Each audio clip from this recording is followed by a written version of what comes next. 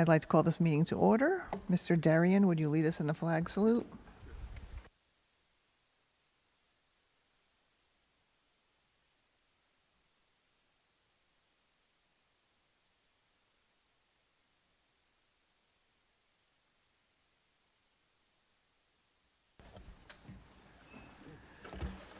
Sunshine Law Statement. All requirements of the Open Public Meetings Act have been met for this meeting of the Board of Education of the Borough of Oradell. Notice of this meeting was filed with the Record and Town News and all persons requesting such notice. Mrs. Norian, would you read the mission statement?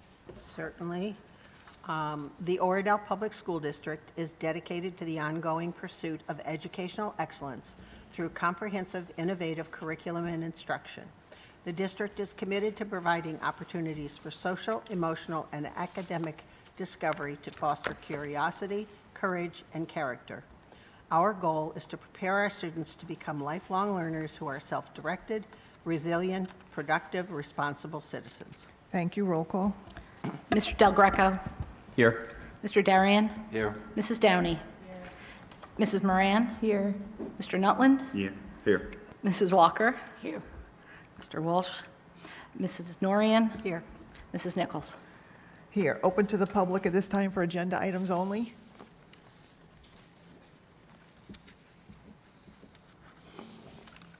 Not seeing any, we'll move forward. I just wanted to thank our new employees and staff for coming in this evening at 7 o'clock to meet the board and taking time out of their evening. We appreciate it, and thank you for the admin for setting it up, and for the OEA for bringing some food.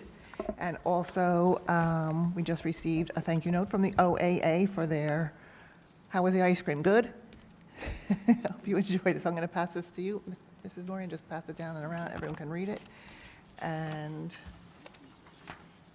oh, I didn't even see this. And one from the OEA thanking us for the ice cream treat. So it was a success, a successful first day. I'm sure you're going to talk about it later, but I will pass this around too. With that, we will move to the superintendent's report. The bulk of my report will be a presentation on the work that was accomplished this summer in the district. However, I would be remiss if I didn't take a moment to speak specifically about today. It was a successful opening day. I'm always amazed at how seriously we take opening in Oradell. I drove by the sign at 7:50. There were people on school property. There were people lined up at the sign. A couple of very smart parents were here this weekend taking their back to school photos, beating the rush. A very special thank you to our staff. I don't think you can truly appreciate what opening is like as a teacher if you haven't been a teacher. You are so used to what students are like in June, and all of a sudden your little first graders show up and they can't do what those big first graders could do at the end of the year. And I walked past one first grade at dismissal today, and the teacher looked at me and said, "We're running a little behind." And I said, it's absolutely okay. What we tell our staff and what we tell our families the first week of school is we take every day as it comes, and we just try to do the best that we can, because it is a transition. And just like transition is difficult for our children, it is also difficult for adults, whether they be teachers or parents. So at our last board meeting, I did say thank you to the admin team for all their work that they did this summer. They, along with me, will speak a little bit about our summer work.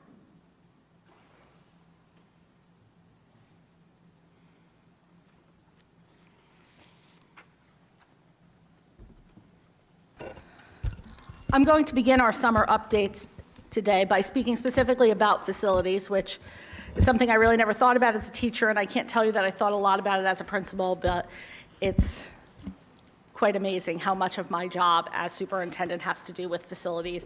And those of you who know me know that I specifically live in an environment where I pay a very high HOA, so I never have to think about facilities, and now I get to do it every single day. So we know that the big projects we worked to accomplish this summer were the Oradell projects, which was funded by a ROD grant, which I will go into a little more later. We upgraded some lighting and painting. We did some safety and security upgrades and some general maintenance. So that Oradell project, I speak about Oradells like I'm speaking about cats and Oreos. It's just a natural part of my vocabulary at this point. Oradells are we have 8 of them in the building, and as you know, Oradell Public School is we have 3 different HVAC systems. We have rooftop units, we have unit ventilators, and we also have 8 classrooms that have these Oradell. They supply both heat and air conditioning to those classrooms, and they are linked to our building management system, Metasys, so they are controlled along with all our other units. They had been working fine with heat, however, been having significant issues over the past 3 years with the air conditioning. So if you enter one of those rooms right now, you will not just see the Oradell, you'll actually see the window air conditioner we had to put in because the Oradells weren't working. So those window air conditioners will come out as soon as the Oradells are officially tested. 40% of this $778,000 project was funded by a ROD grant. And that's part of what took a little bit of time. As soon as you're dealing with a grant, you're dealing with a much longer process. And as we know, after COVID, lots of districts took on HVAC projects. And so there was a list, a waiting list to get that work done. I have to give props to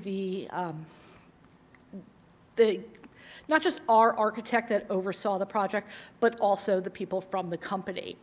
Each one of those rooms that has an Oradell has different color paint around it. They matched every single one when they did masonry work.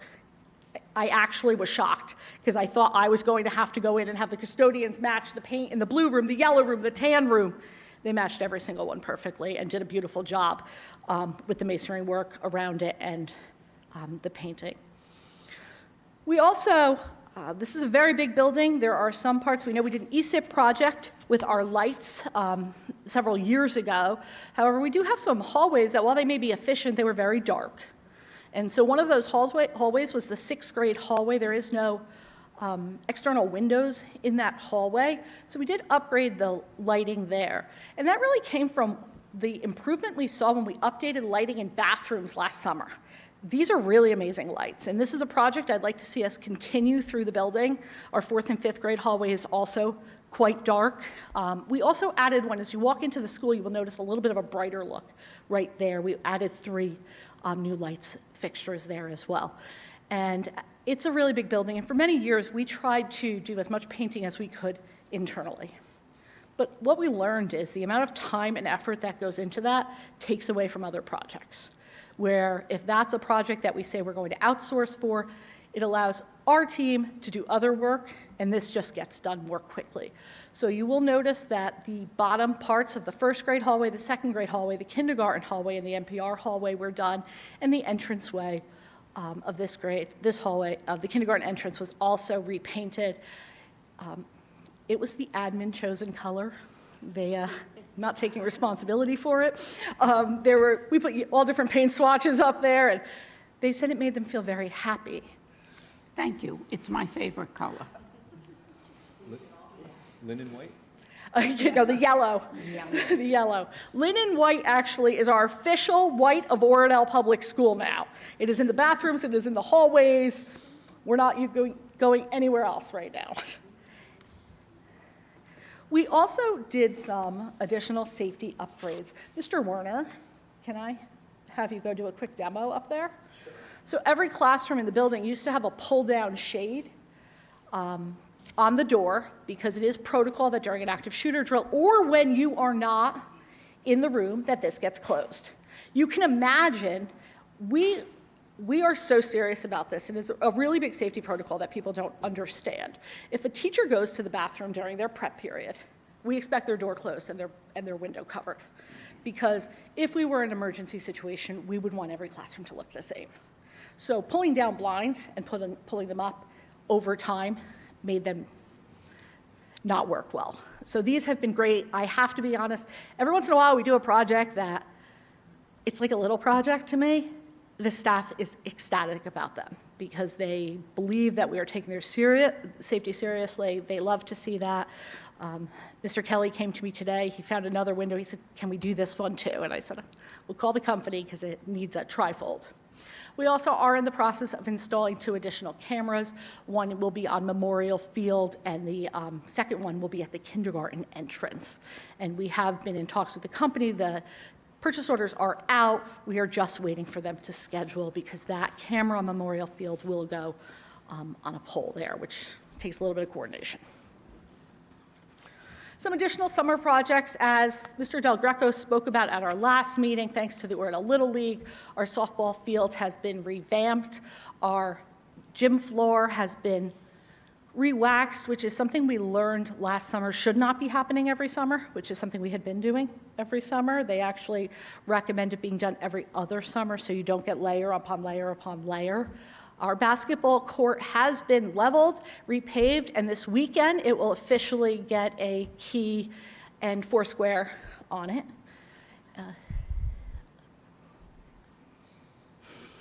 And the library, the world language room in this room, is an area that we have chosen to start using professional cleaners for because we just can't get up high. And one of the things we learned in the library is the top of those pipes were just never getting clean.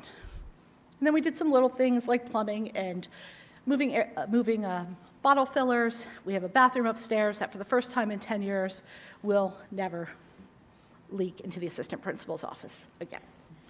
Ms. Bozios, just an aside. Sure. The water cooler, the original ones that were put in, I don't know if it was one or two, were donated by Yes. Rotary back Yeah. in the day, and that's something Yeah. I'm quite proud of, and I'm sure Catherine, that we initiated that safety precaution. It's actually this one right here, Mrs. Walker. It has a plaque next to it. The other 5 were donated by the PTA, but this one right here that we gave you main hallway real estate with that plaque. Right. I'm going to turn over to the rest. And it was with the Wizards. Yes. That we raised the money, part of the money for that water cooler. So the Wizards have done a great deal for the school.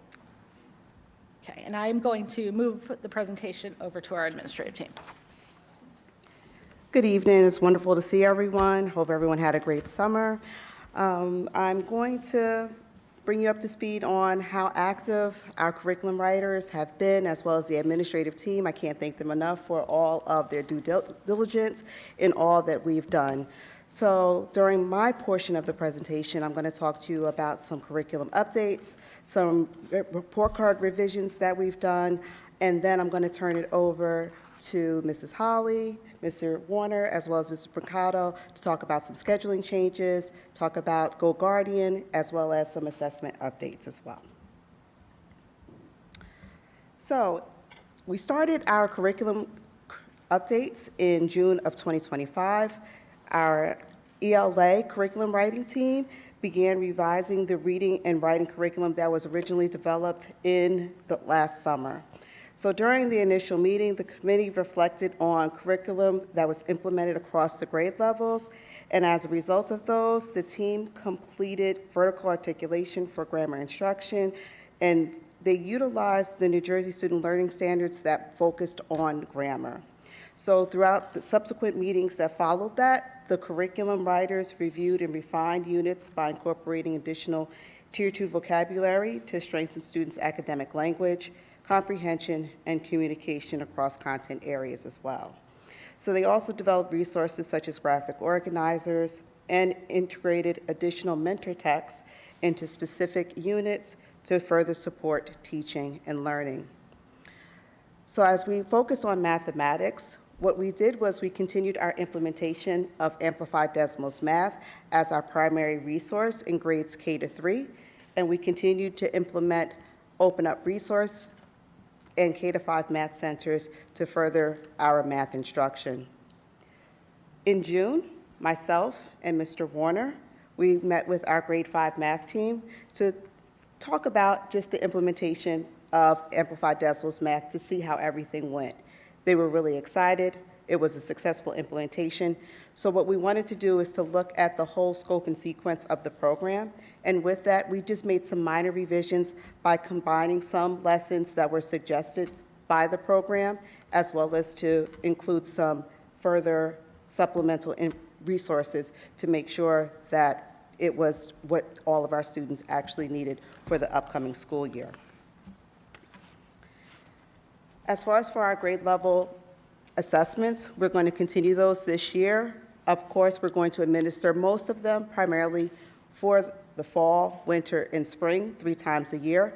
but I would like to just highlight a few that has some asterisks by them, which are going to be the OPS math assessments, which is going to be comprised for grades 2 through 5. It's going to be the Happy Numbers progress monitoring, which we're going to administer for fall, winter, and spring. And that's going to give us some more analytics to really support our win period, as well as for a new class that we're going to actually talk about later on in the presentation. For grade 6, we're going to actually introduce the Big Ideas math benchmarks, and those are also going to be administered 3 times a year as well. So, we're all very familiar with the NJSLA. However, they want to continue to tweak the assessment. So they're going to be transitioning to the NJSLA Adaptive, and that's going to be for ELA as well as for math. NJSLA Science will definitely remain the same. So what does this adaptive assessment look like? What's going to happen is that it's going to adjust based on the student's ability.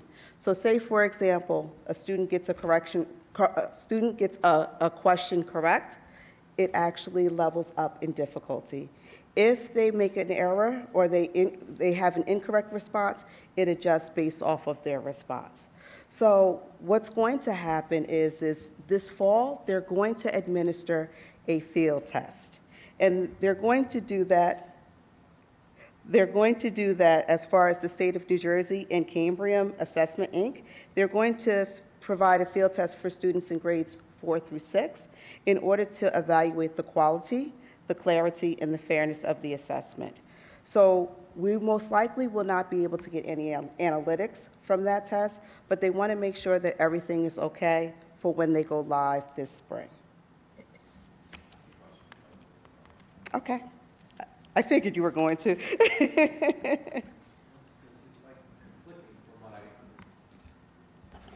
The description is conflicting to what I understand for assessments. So assessments is, we have standards, you write curriculum, the students have to be able to reach a certain bar. It's like a hurdle, and as long as you reach the hurdle, that's good.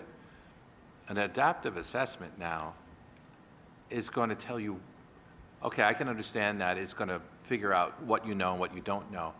But in terms of, you're over the hurdle, so what's the point? Like, why is it going to make it more difficult? Even though I was able to jump, if I'm going to use this analogy, jump over the hurdle very easily, it's going to give me a hard time with more difficult questions. What's the point? I mean, the whole point is you have a set standard. The curriculum is designed to get you to that standard. And now all of a sudden it's not going to be good enough because you seem to know too much, right? I don't understand. Like, it's not a learning tool. So why are they doing this? Probably because they went out to RFP, the state. Yeah. And this is the test they chose because the SATs are also moving to an adaptive test, and you're seeing all these other ones moving to an adaptive test. There is so little information out about it. Yes. The first training that we were allowed to go to is September 22nd, which we will know more. Mm-hmm. One of the pieces that they haven't released, and I'm kind of just curious about, Questions. is are they changing the scoring guide? Mm-hmm. Are they possibly not going to use meeting and exceeding anymore and almost try to give you a different, you're at this grade level or something? But we know, I would happen to be on vacation. It was a Friday. I got the broadcast from the state. I thought I hadn't been paying attention. And I texted the entire admin team and I said, did I miss something? And no one knew.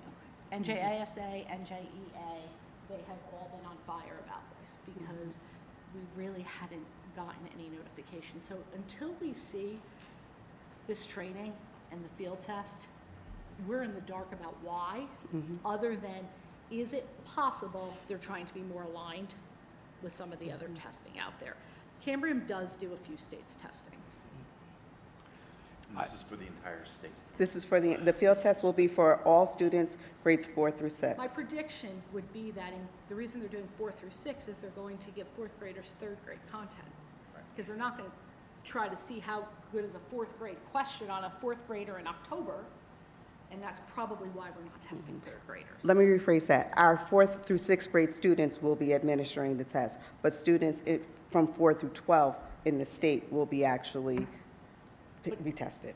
It's not even like we've gotten a lot of information, which is why we normally, if there's a virtual option for something, we jump on it. I was like, oh no, we're going in person. Yes, We'll be in Park Ridge the morning of the 22nd. yes. Because I want to have the opportunity to maybe not be muted and actually ask some questions. Every day I've been checking the website that's available to us, and everything except for the registration for our in-person and virtual training sessions, all it says is just coming soon. I checked it again before we got here, coming soon. So if I can, sorry. Go ahead.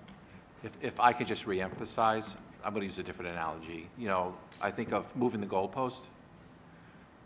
If we create standards and we teach to these standards, and that goalpost is in concrete, and at the end of the year, all of a sudden now it varies, you know, I have an issue with that. So just fundamentally, I have a problem with What that. if, by leveling up, what if the test is now no longer 40 questions? What if the child who gets 3 right and levels up to the next level and gets 3 right, and then levels up and gets 3 right, they're like, done, you've proven it, you are exceeding the standard. And also, for students who struggle, Set up the basal. they go a little bit farther down, to make it less of a frustrating experience. But again, until we see, like, we know with the SATs exactly how it's set up, how many you have to get right to go to the next level. We know nothing about this yet. It certainly seems like it'll skew all the data collecting just tremendously. My biggest concern in a way, and I shared this at the last meeting, is when this district began using Linkit, it was partially for its predictability. It was aligned, it would let us know this student performing here on Linkit in December is likely going to perform here on the NJSLA in May. Well, Linkit's predictability is going to very likely go out the window because it's a brand new test. And one other point, Cambrium, who is the new testing vendor, is not the science test. So Pearson will still be doing the science test. So from an operational perspective, now we have 2 different portals that we're going to have to check our results, and 2 different portals our staff members are going to have to be able to log into, and 2 different portals that we, as a district admin team, are going to have to put all our students with all of their modifications, if they have 504 or special needs, into. I think when you speak about the state and not getting much information and so on, that can go way back, and I can remember New Jersey Ask and GEPA and they go GEPA. way back. And I just think that they just aren't equipped enough to, or learned enough, who would think after all these years, to be able to convey before these things really hit the market. But isn't this more a test of seeing how the kids react to the test, and they will modify it? Well, they'll modify the content, yes, so it would get So, yeah. easier or harder based on how they perform. But we just don't necessarily know how that will translate till showing that you're meeting the standard. Right. I'm just a little frustrated that we have to take another academic day to be guinea pigs to a test where they basically, I think they're litigating even the validity of them moving the contract over to this company, right? So with all the testing that our kids have to do, like, is there an opt-out? Like, do we have to do this? We have to as do a it. district. Individual parents can choose to opt out. I do think that legal case has been settled, not in Pearson's favor. I will tell you the one thing that was slightly comforting is our students will not take a full test. They will be given a collection of questions. Again, they're checking validity of questions. So they haven't said it's a half hour, they haven't said it's an hour, but they have given the impression that it's a short period of time, which I just feel like that company should be compensating the kids or the district or something, because they're making $45 million on a contract where we now have to guinea pig test for them and see if it's valid. Like, it's frustrating. okay, so where are you going? Okay. Take it to court. Take it to court. Continuing on, so this summer, our curriculum writers, as well as the administrative team, have revised the OPS standard-based report cards to align with the 2023 New Jersey Student Learning Standards, both ELA and mathematics. These updates will help OPS teachers effectively and in more detail communicate to families what students are expected to learn across all of the grade levels, as well as how students are actually progressing throughout the school year. So yesterday, we were able to give all of our teachers during professional development a small snippet of what they're going to actually be working with, and tomorrow we have follow-up opportunities for them to actually dive in a little bit deeper so that they can look at them and begin their planning. And as far as for Go Guardian, so we're going to expand the use of Go Guardian to grades 4 through 6. And what this platform is able to do is it helps teachers to monitor student online activity and to manage digital classrooms more effectively. So what does it allow teachers to do? In short, it's able to create digital learning environments for differentiated student groups. It can provide the teacher the opportunity to view all, as you can see here, this is what the teacher's platform will look like. It will give a snapshot or a thumbnail view of what all the students are working on. If at One second, because we always assume that everybody has our knowledge base. So those student numbers right there, that is the individual student screens. Okay. So Go Guardian allows the teacher to see all their screens at the same time and also set parameters up so that maybe they can't go to this website, they can't do this, even more than our normal safety software. Yes.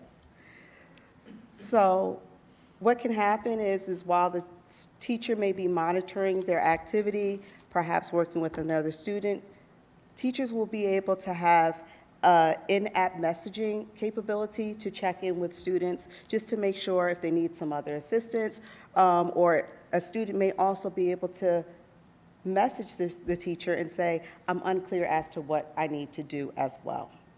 Another thing, if you see the screen on the right, hey there, it looks like you've reached a website your teacher doesn't want you to actually browse right now. What a teacher can do is they can set up some lock screens that you don't want them to actually visit during a certain part of the lesson or even during the entire instructional block. This is something that I used to love to use when I was in my classroom, and it really helps students to really focus in onto the learning environment, as well as it really enhanced student digital citizenship. So this is something that I know that all of the teachers in grades 4 through 6 are excited to be utilizing, as well as I know that Mr. Werner has provided some professional development. Was it yesterday, today, and tomorrow? Yesterday and today, no, yesterday and tomorrow. Yesterday, okay. And now what I'm going to do is I'm going to, Before you leave, I have a few questions for you, if you Okay. mind. You may have said this in your presentation, but for math, we use Amplify Desmos K to 3. Are we looking to expand that to 4 to 6, or they're just not ready to do it as a company? Is that our plan? so last year we had it implemented in just grades 4 to 5 already. We had the students Oh, so come we- and present we and already play have with it. you, and we had that implemented just for them, and then we're going to have it fully rolled out in grades K to 5. Grade 6 is going to continue with their implementation of Big Ideas Math. Okay, yeah, I just read this wrong. I just It's thought it was a all right. K to 3. Okay. No worries. And then, Go Guardian, we brought that in this past year? We've had it for years now, just fourth grade. Right. So what grades was Go Guardian before? Grades 5 and 6. Oh, so And now now we're we're going expanding to to do it to 4. grades 4, yes. So we're going to have it in grades 4, 5, and 6, all teachers that service those grade levels. Okay. And the new report cards, I would assume are going to curriculum first before? So, So they're already being trained on them, so they're already set, I guess. so, okay. As I shared at the curriculum committee meeting, the reason I hadn't shared them yet, and they will go to board approval, is they are at real time. And until real time does the formatting, it's not going to make sense to you. Okay. It is not the biggest change is something the curriculum committee has already spoken about, using mile marker benchmarks instead of end-of-the-year benchmarks. Right. Evaluating a student about where you should be in December, not against this is the standard in June benchmark. Any other questions for Ms. Cummings? Yeah, Mrs. Downey? So the Go Guardian, how much time are the 5th and 4th graders on computers that the teachers need that?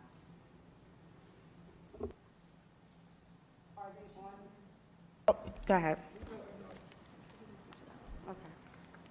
It's not to the point that we need to have a monitoring software. It's more so the point that we need to set up certain filtering capabilities. So like a great example is AI. And we want to make sure that we develop this understanding for students that there might be times where that's allowed and that's not allowed, you know? So kind of making sure they understand that there's certain limitations, right? When you're taking an assessment on a computer, you shouldn't be able to access Google, right? You shouldn't be able to look up answers when you're taking a Lincoln assessment. So this allows that capability. And also there's other features that Ms. Cummings mentioned where the ability to direct message students on a computer. So another goal that I have this year is kind of working with our teachers on what is meaningful technology and kind of developing that understanding. This will kind of help drive that conversation. And a lot of the training I'm working with the teachers on is what is meaningful to them, right? When should we be using a computer? When should we not? Because substituting things with technology is not really meaningful, right? Sometimes, like if you watch a video on YouTube, it can be meaningful, right? Depending upon who you're watching, right? But if you're a teacher, you probably can just teach them that material. You don't need a person on YouTube to do that. So there's training that needs to be involved with this, but the teachers aren't utilizing it to the point where it's like every single second of the day they're on the computer. I don't see that at all. It's balanced, but we're trying to also help them understand and keep that balance, especially in the upper grades where I know, especially in middle school, they're on the computer in Riverdale all day. I have friends who work at Riverdale, and it's a lot. I don't want my students on the computer that much. I prefer them doing hands-on activities, and some of the things Ms. Cummings will talk about, like math explorations, which we'll talk about in a second, is more about multi-sensory, hands-on, center-based learning. It's not about using the computer. Okay, I don't really feel like that answered my question, but I get what you're saying. But I guess maybe it could be provided to us at a later time, the amount of time So do that the you mean grades 4 and minutes? 5. Like Yeah, minutes? I like a minutes. Okay. Oh, I don't have the exact minutes. Yeah, That's yeah, fine. yeah. Well, However, we did speak at curriculum of that being an additional district goal this year because we need to put some protocols in place to gather that.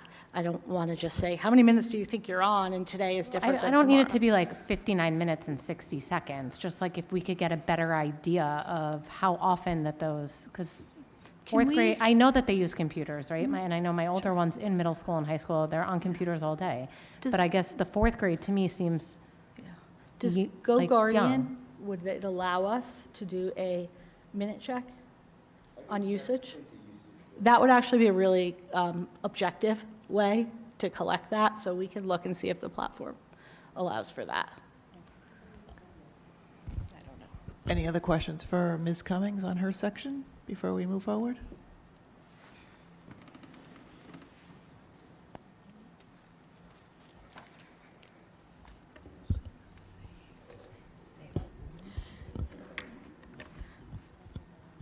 So each year we look at our schedule and we try to figure out how best to use the minutes that we have within our day to get the most bang for our buck for academically for our students. So we've gone back and forth, as you know, when we had a focus period, and then we transitioned to what I need in ELA and math.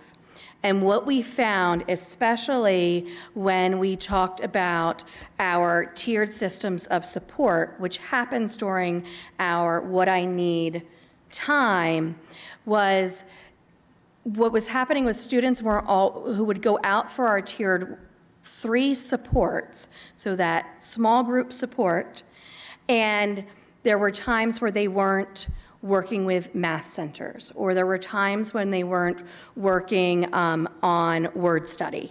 And we wanted to make sure that the what I need time is very strategic to our tiered systems of support. So we kind of leveled up our protocols with what we're putting into place for our WIN cycle. So our WIN cycle is our tiered systems of support, and that now is 40 minutes a day and 3 days a week in the classroom.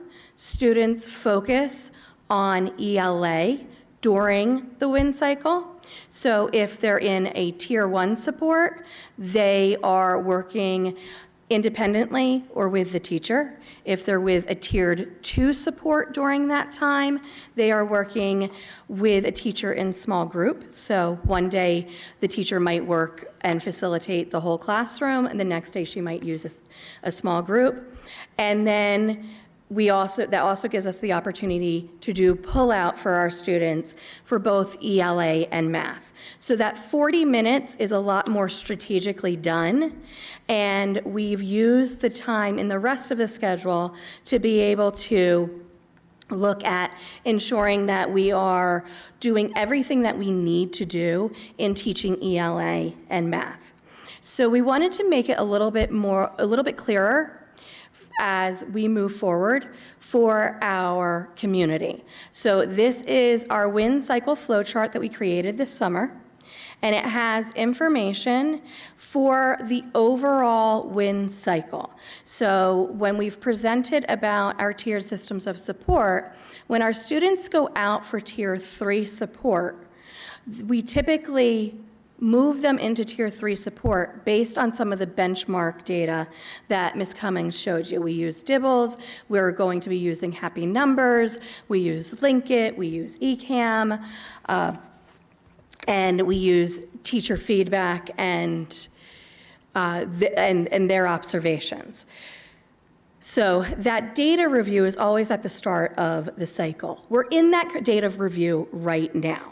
We're reviewing all of the data. We are also currently getting ready to launch a September Boost program for our students who we worked with in April, May, and June. Some of them we worked with over the summer. Some of them have INRS plans.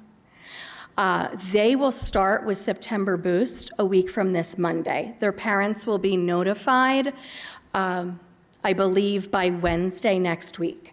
So that boost is ready to go. The teachers, the intervention teachers are putting together their lesson plans right now. So Mr. Werner and Mrs. Brancato were able to put together that data over the summer based on the teacher feedback from June and our data from all of our sources at that time. After that, we look at tiering our students. So again, it just kind of explains that in the classroom, teachers work with students on Tier 1 or Tier 2 supports. So Tier 1 support is something like a how-to sheet or a step-by-step chart. It's something that you give all of the students to use so they can be successful as they work independently or in group work, while the teacher may be working with small group or walking around and facilitating the classroom. It is something that we provide to differentiate for all of our students. I like to think of it as a wheelchair ramp.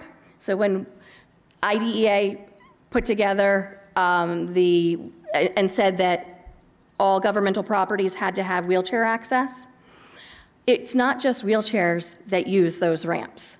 Those ramps can be used for parents pushing a stroller. Those ramps can be used for a principal who's very tired at the end of the day and doesn't want to take the stairs.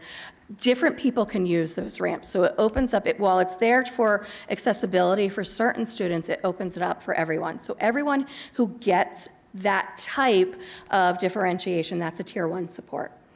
Tier 2 is more of that small group strategic instruction. So that happens in the classroom.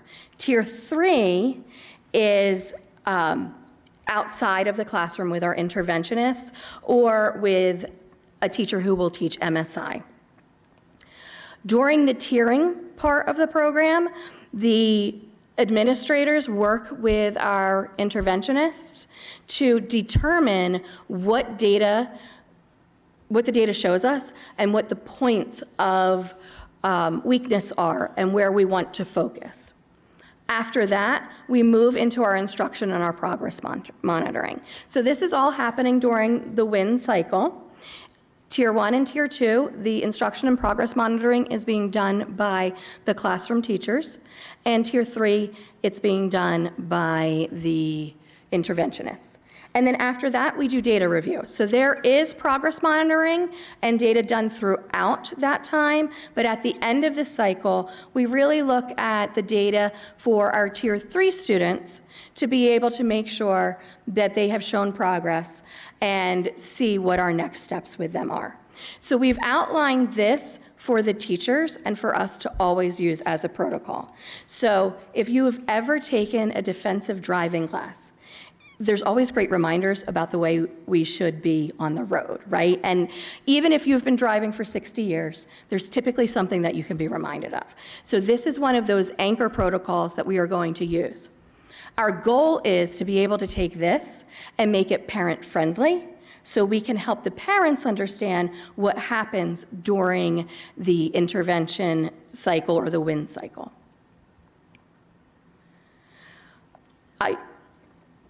So I'm going to skip this one. This is what we put together for the teachers to help them.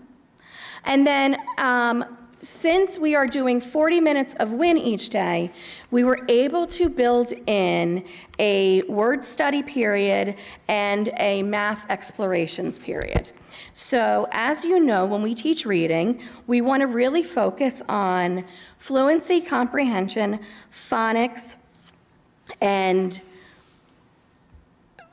sound fluency, phonics fluency, comprehension, and vocabulary. The word study we've been doing in K-3 is our Foundations program.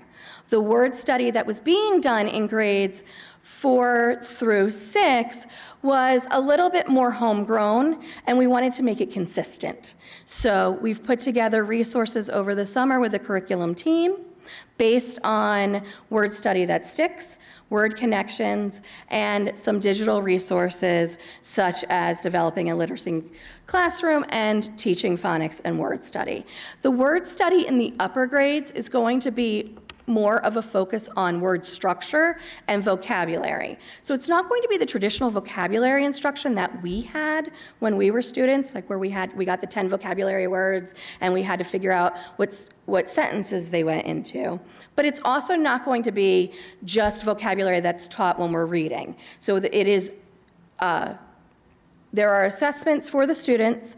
The teachers will look at what they need for their word study work, so it will be differentiated. So if you have students that already understand structure, patterns, and meaning, they will go and move on to some more challenging word study work. If you have students that are still working on really understanding phonics or looking at meanings from, I always like what we call like the level 3 words, like science and social studies words.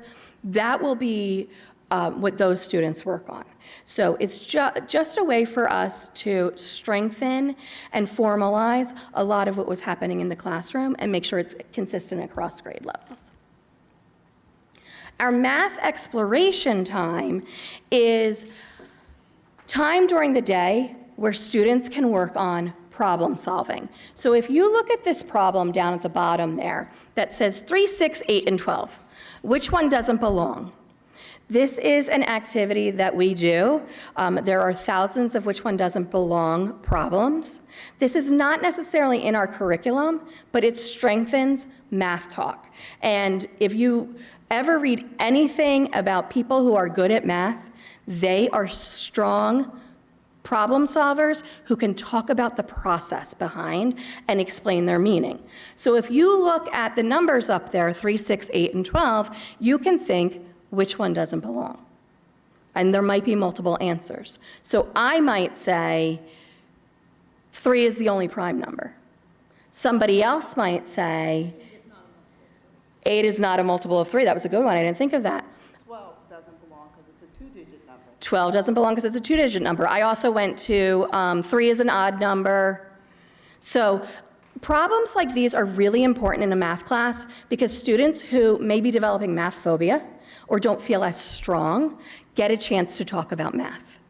So there's also, we invested in some Tang math, which is math that's been around for the past, 25 years. They're puzzles. They're all puzzles that you can level up. So when did we, we did them with 4th and 5th grade parents last year. We had parents come in when we presented on Amplify Desmos. There's also time for us to continue the work that we're doing with K-5 math teaching resources, which is now called Mathometry. And that we have worked with Ashley, who is a consultant who's come in for the last couple of years to do training in that. There's a number of other resources that we use, and it's a time for students to really get into not just using the manipulatives, but doing some extended problem solving. So I was talking with 3rd grade teachers today that they might give a problem on the first day, a long word problem, and they might just say to the students, I want you to write down just the information you see. And the next day it might be, well, what do you think the you're going to do with that information? Let's create some steps to solving the problem. So that way, students who don't love word problems, it kind of chunks it for them. So this is a way for us to just really get a little bit deeper into our math teaching and learning.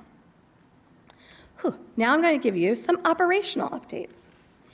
Every year we revise our family handbook, and the last 4 years we've revised our code of conduct.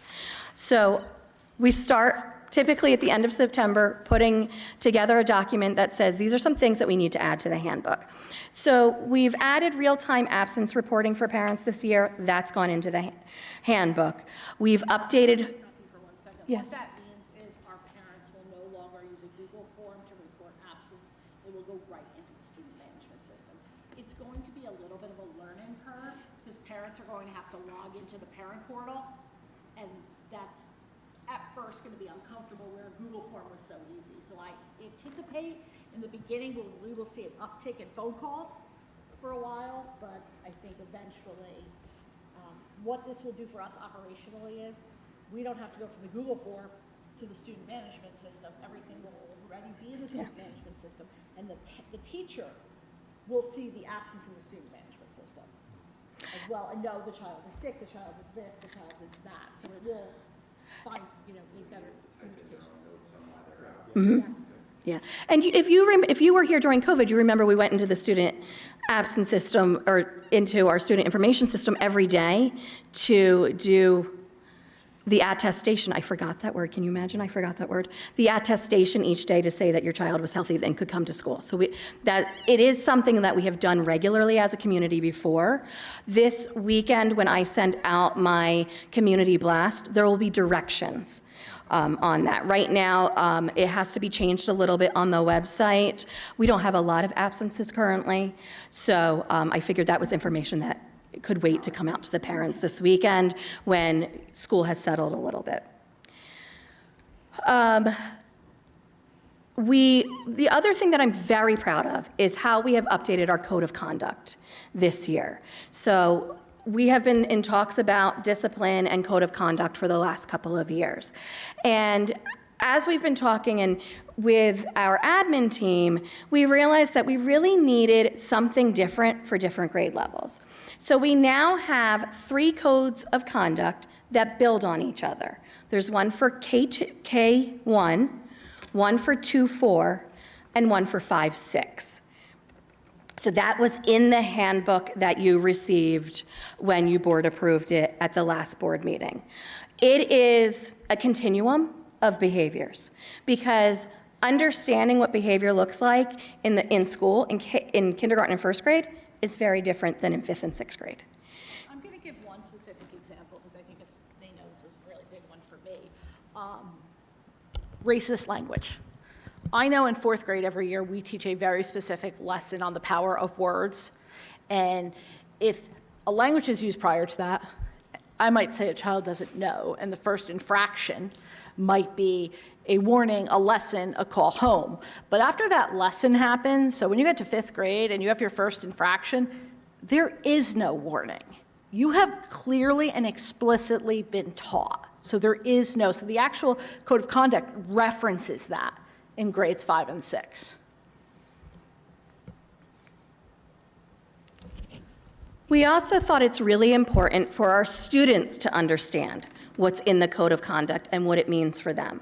So we have created these student-facing codes of conduct that every teacher has in their classroom. So these will be posted. They have images on them to help the students. And what the teachers are working on this week is, each teacher in elementary school, typically at the beginning of the year, they know what they want their rules to be, but excellent practice tells us that we should sit with our class and have them make the rules. So they started doing that today. They started talking about, what do you think school should look like? They are then going to take the rules and they're going to compare them to the codes of conduct, to their grade level code of conduct, and say, where do these rules fall? And in our classroom, if you forget or choose not to follow a rule, what are the consequences that should happen? So sixth grade has already started this. They were in the NPR today, the whole group, and they did focus groups where they asked the students what they needed from their classmates to be successful learners. So it was kind of cool. Some of them were like, you should only bring 2 snacks because you can't eat and distract everyone all day. Others, I also heard no roughhousing. So, and they took them all and they put them up on posters kind of in each level or category for the students. So they're going to take those and make them into the 5 rules, and from that, they will then map it to the code of conduct and really help the students understand what we are expecting of them in the classrooms. We also will be sending a letter out to grades 5th and 6th, so parents understand what the expectation is, that we may go immediately to detention or suspension if a student is creating an unsafe environment. We also revised the staff handbook. So we have clearer expectations around cell phone usage.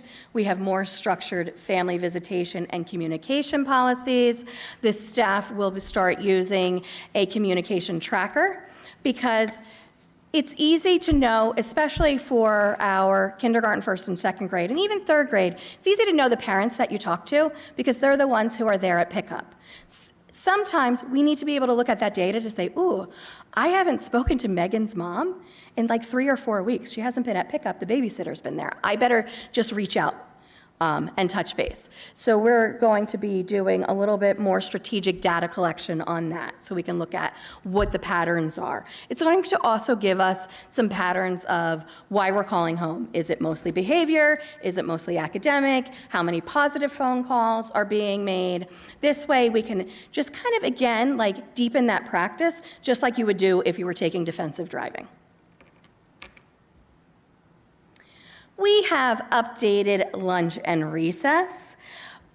You should see the charts that the APs have made for where people should stand on each playground, where the staff members should walk depending on what table they are assigned to. Just to make sure, again, everything has a protocol and we are making sure that we are adhering to those protocols. 3rd grade will move, once again, back to Memorial Field. We were able to successfully use Memorial Field last year when we had to move out there for the grass seeding. It did work well, and while we do believe that 2nd and 3rd grade had plenty of space, there were some conflicts that were coming across grade level, and right now, it just seems that it's better to have 2nd graders play with their peers and 3rd graders play with their peers. And it helps that we will have the camera system over there as well. Okay, this is no longer mine, right? Is this you? Okay, good. Do you have any questions for me before I sit down? Just to clarify, what are the rules at OPS for cell phones? For the use, do the kids carry them? Where do they Excellent put them? question. Students are allowed to have their cell phones at school. They should be off and in their lockers or off and in their backpacks. They are allowed to have their smartwatches as long as they are off. If a student, and it's specifically in the handbook, that if a student uses a smartwatch during the school day, then they lose the privilege of wearing their smartwatch, and it has to go into their backpack when they get to school. I get very torn with this because I have grown up in, my child, I'm already grown, my child has grown up in the same world that we've been living in for the last 20 years. And when Parker got a cell phone, I felt better about them going on the bus and being in school. So I understand how that feels, but we do know how distracting it can be in school. So there is the expectation that it's off. They may not use anything at lunch and recess, but it is there in case there is an emergency. The sixth graders or fifth graders who are on their phones outside can't come into the building until they're off their phone, and they are not supposed to go on their phone until 3 o'clock when they're out of the building.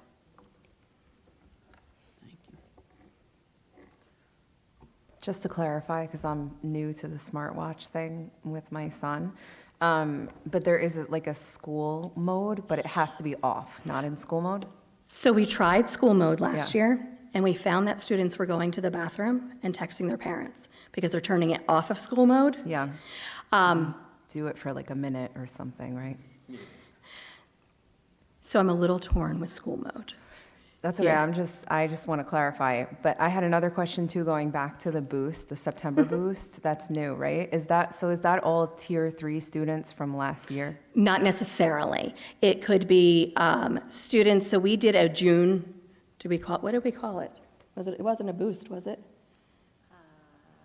I don't remember the name. June was a very long time ago right now. I've been in the building for, almost 14 hours. So in June, we worked with students that we felt that they weren't finished that third cycle, that spring cycle. We also looked at our students who are in INRS, which is our intervention and referral services. So when a teacher feels that what she's doing in the class in Tier 1, Tier 2, or possibly Tier 3 is not working, we come together and we create strategic SMART goals for the student and the teacher to do to see if we can move that student. So those are the students who are really identified. We also looked at our June Linkit to see who needed to be picked up right away. Okay, thank you. Mm-hmm.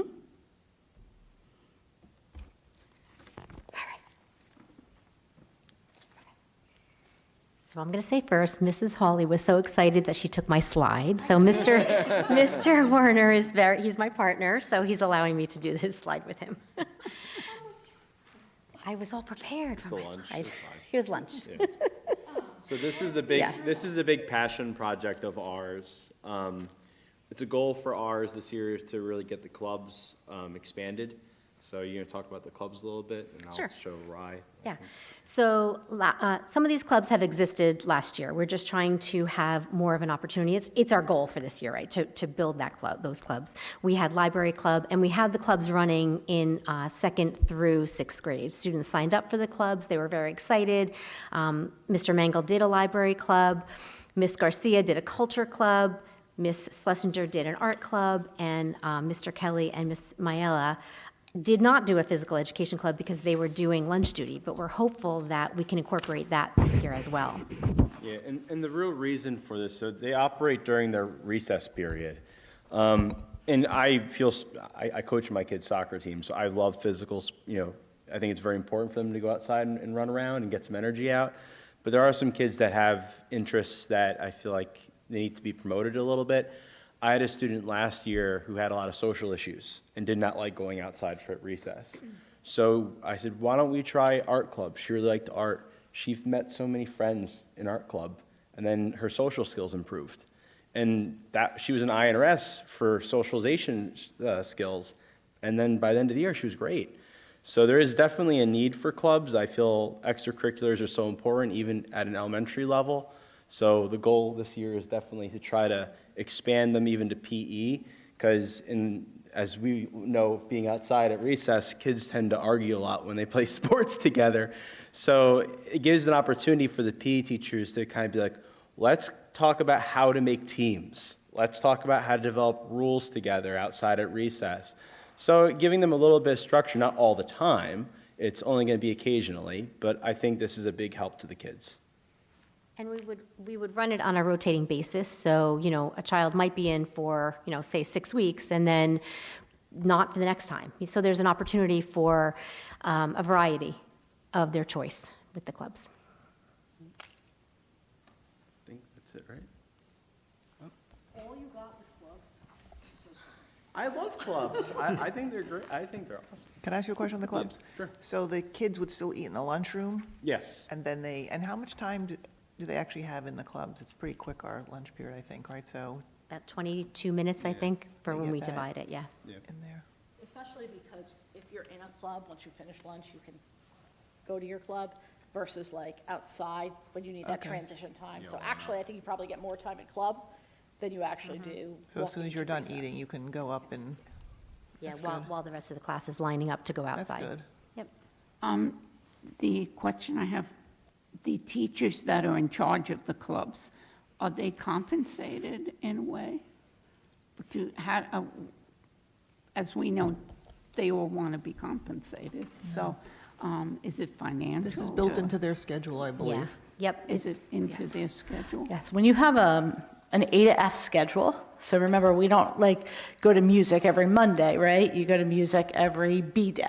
Right. So because of that, 5 of the 6 days, the special areas have an extra prep period. Oh, So that extra prep period can be used for lunch duty or for a club, which for some of them is actually more exciting because the club is related to their content area that they're teaching. do they make lesson plans for these clubs, or how does that work? Is there somebody? They have activities. So like over the years, they've kind of developed like units, kind of. Like in Culture Club, they do different countries every other month, I believe. In art, they kind of help out with like concerts, and I actually had the art club make the program for the 6th grade award ceremony. So they are very helpful for things that we need to do around the building. If you want Yeah, and it's not lesson planning the way teachers lesson plan. It's not directly tied to the standards the way our lesson plans are. It's a little bit more free-flowing. It's activity-based lesson planning. What's the activity we're going to do today? But there is definitely an activity. It's not just, let's go in and draw today. So you have them doing programs, working for us, basically. So maybe we should start like a cleaning club, Actually, Just outsource everything to the clubs. Mrs. Hawley, weeding club outside. is art club where the students were able to use the throwing wheel? Yes. I didn't know what it was called. They also sewed too. They do a really good job sewing. So the PTA donated throwing wheels, which I guess now I know is what it's called. And that's really hard to do with a full class in the beginning.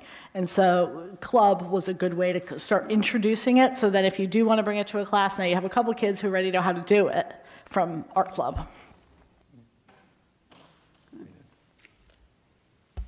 Any questions or comments on this huge presentation, which was amazing? It was a great presentation. I'm just thinking maybe sometime in December or so, we could have just a quick update on how these clubs are working with maybe a little of the. How many people sign up? How many kids sign up?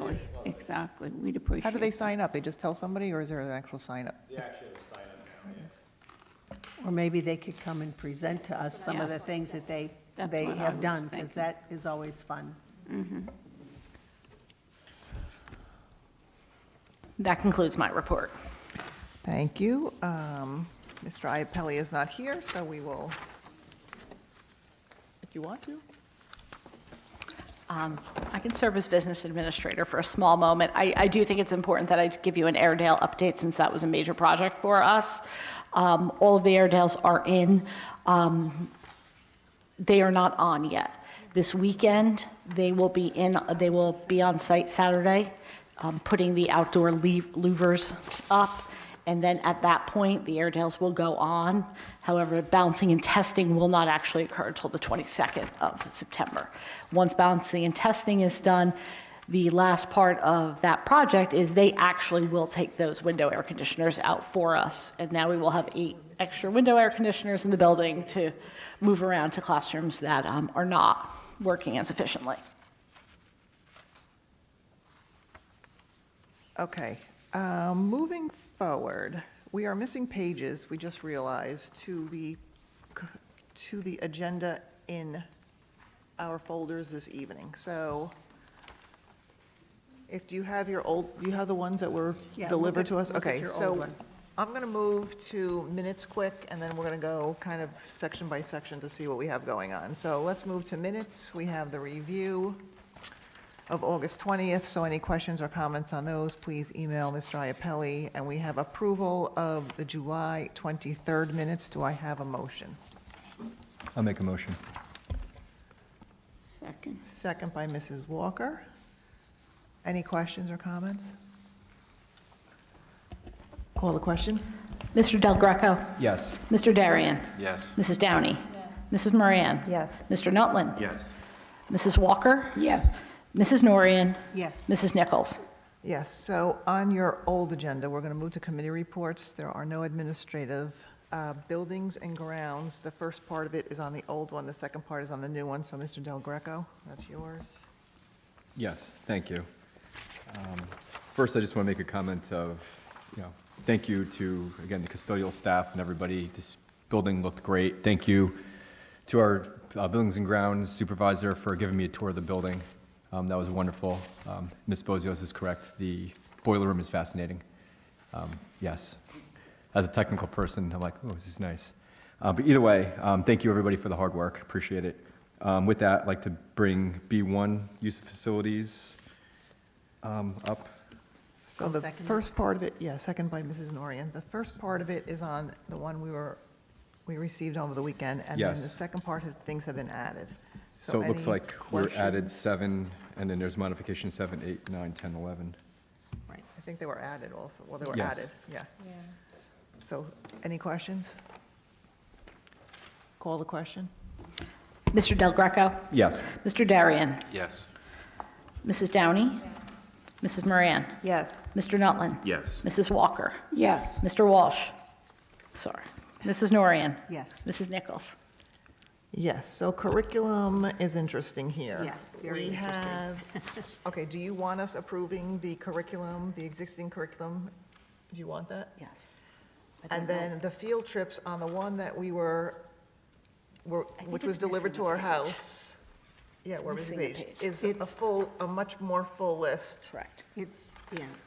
Yeah, we're missing pages. So We're missing that much from that, and then the from whole, that page. and then this whole and first then- part. Yeah. So does everyone have their old curriculum to look at? We can look at your, Can you give me a computer? Anyone? Mrs. Downey, you have a question?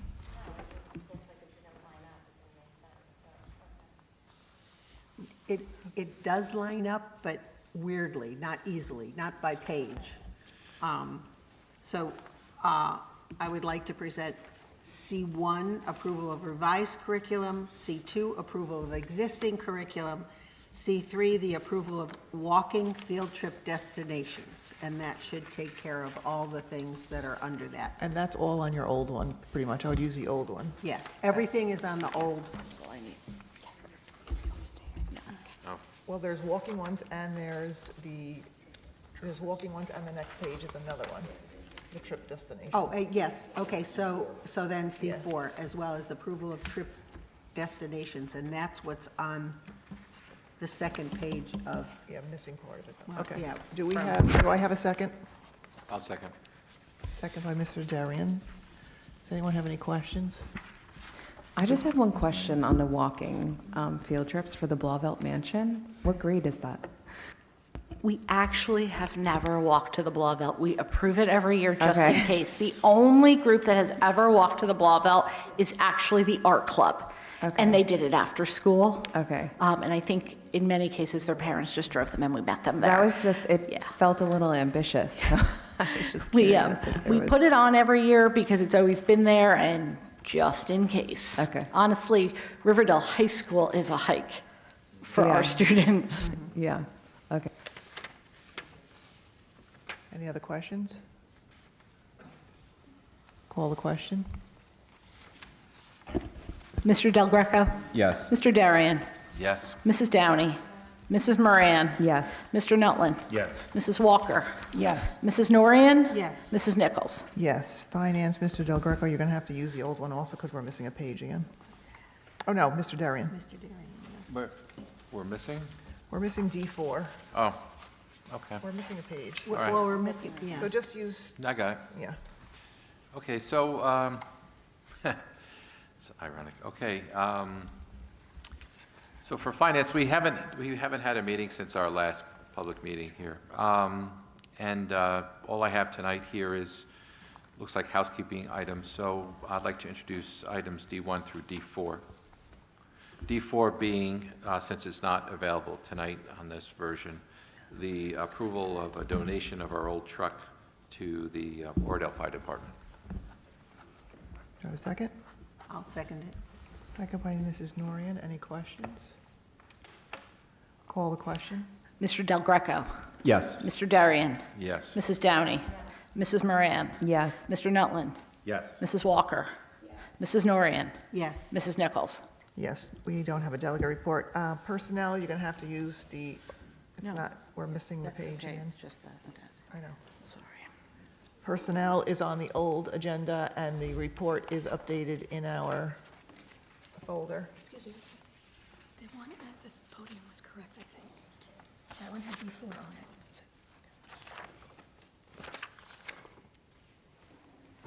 I know what happened. I know, we went to the other page. I know, but if I give you the ones from the podium. So I'd like to present F1. There was no meeting, so on the agenda, you'll see all of the appropriate headings. Do I have a second? I'll second it. Any questions on the personnel report?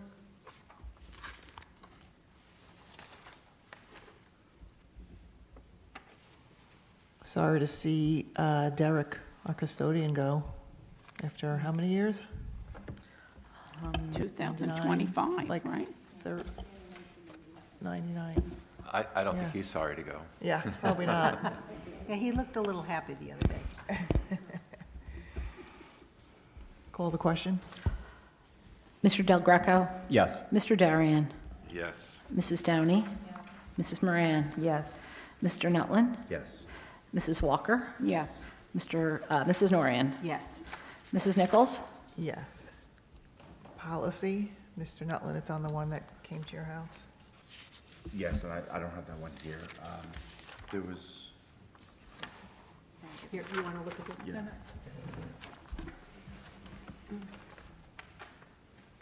the bottom and then on the back of that page. yes, present G1. And, yes, sir. Do I have a second? Yeah, G1. I'll second. Any questions on these new policies?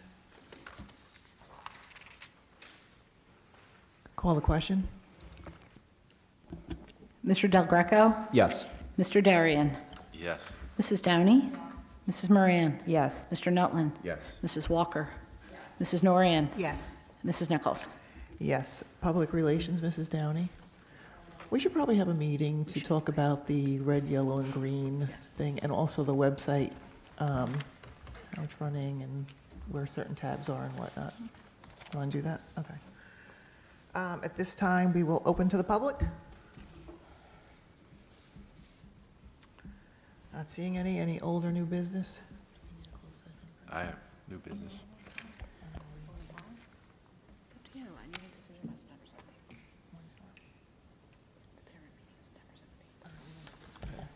new business? Mrs. Walker? I just wanted to thank the admin team for their wonderful presentation tonight. A lot of effort went into that, and looking forward to seeing some of the great results that come from it. And also to thank all the new teachers that made it here after a very long day. So I mentioned to my daughter, who's a teacher at Riverdale, that the new teachers were coming back. And she said, "What? You actually asked them to come back?" I said, "Well, I didn't do it alone." But anyway, we thank them because it's not been a fast day for them, and it's certainly a long next 2 days. So thank you. Any other old or new business? Just a comment. Yeah, of course. It's open for anything. Yeah, it's my hope and my prayer that the administration, the students, the parents, and the teachers have a phenomenal year filled with joy, lots of learning, and just a wonderful experience. I have something, Megan, when you go to Park Ridge, I think it is, for Cambium, is that how you pronounce it? So, I did some little research here because you guys can't prevent me from using ChatGPT. And, Cambium is a private company. So, I got these 23andMe vibes all of a sudden, right? So while the student data is supposedly private, yeah, okay, we'll see how private that turns out to be. And then secondly, this private company is owned by Veritas, which is a asset management company that's also private. So that kind of makes me even more worried. And, they are in other industries, not just educational, like defense. So that's really interesting. And, right now they're claiming they're in more than half the states across the country, except they won't list them. So the ones they do list is Arkansas, Oregon, and Texas. So, that's another, doesn't make me feel good. So when you go to these presentations or this one presentation, can you get some information from that perspective about who and why and what was the motivation behind this, in addition to, what this does and how this impacts us and how we need to move forward? Because, I'm not getting a warm and fuzzy on this at all. When you mean what is the motivation, what was the state of New Jersey's motivation to choose them over Pearson? Yeah. I mean, I don't know if it's going to come up, but, I'm going to ask these questions, when you come back. So. Who's presenting the workshop? The state of New Jersey. Great, you'll get the answer. Oh, yeah. They should be able to answer a question like that. They should also be able to talk about student data privacy. The It privacy should be of a student huge thing. data, I'm sure will be part of, and one of the trainings that is happening, Rami will be at from a technology perspective. So I would suspect that that information will come out. Why Cambium was picked over probably the other 20 vendors that are however many vendors put in, that I'm not sure about. And I also have done the same research, and I was interested because I kind of at first was like, oh, we're kind of going back to a Park Place, and lots of other states are choosing the same test, which when you think about something like NAEP, does that then let people compare state to state? But actually, many of the states they're in, they are not actually in doing benchmark testing. They do other types of testing also. So when they give you that information about we're in all these states, that doesn't mean they're in all their states for benchmark grade level testing. They have other types of testing they do as well. Any other comments? Mrs. Norian? Okay, so we do need to go into a very quick closed session, and it has to be quick because B&G is meeting after this, so we don't want to be here till midnight, and I know our new supervisor of buildings and grounds is coming to it, and I'm sure he has to be here early, so I need a motion to go into a closed session. Move that we go into a closed session. I'll second. Second by Mr. Darian. Roll call.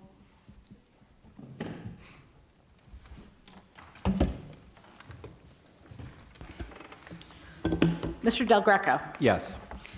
Mr. Darian, Yes. Mrs. Downey, Mrs. Moran, Yes. Mr. Nutlin, Yes. Mrs. Walker? Yes. Mrs. Norian? Yes. Mrs. Nichols? Yes, we will not be coming out and taking any action afterwards. Have a great year.